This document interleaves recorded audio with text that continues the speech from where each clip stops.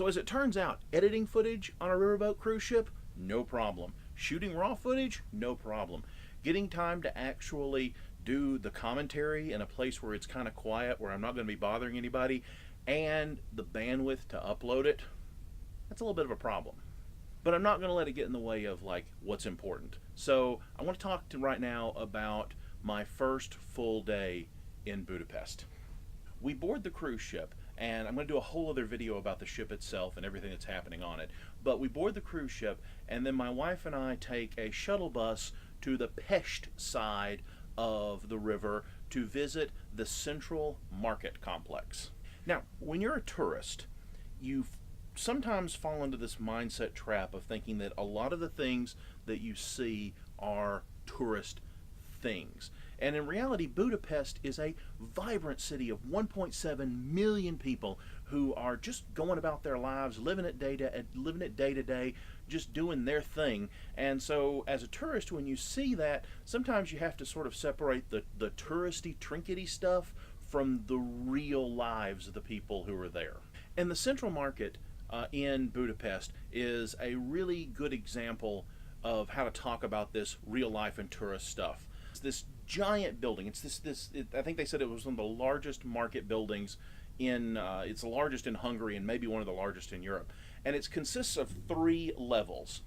And the upstairs is a mezzanine that goes around the top of the building. And that level is entirely comprised of like trinket shops, gift shops, stores, food stalls, things that cater towards tourists. But the ground floor of this market was where it was really happening, because this was comprised of fresh fruits and vegetable stalls. They were lined up everywhere. There were butcheries with like fresh cuts of any kind of meat you could want, with these sausages that are hanging up like in every square part of the window. You could hardly see through with the sausages. And there were these little old ladies that were coming in to the fresh market, buying things that they would assemble into that night's supper. And so that told me that this was very much a place where locals went. And another tell was the fact that in the upper level, I heard a lot of English. Now, that lower level, it had its share of tourists, but there was a lot more Hungarian being spoken on that first level than there was on the upper level. But the thing that lets you know that this market is intended for and used by locals is that basement level. Because the thing in that basement level is a chain supermarket, an Aldi's.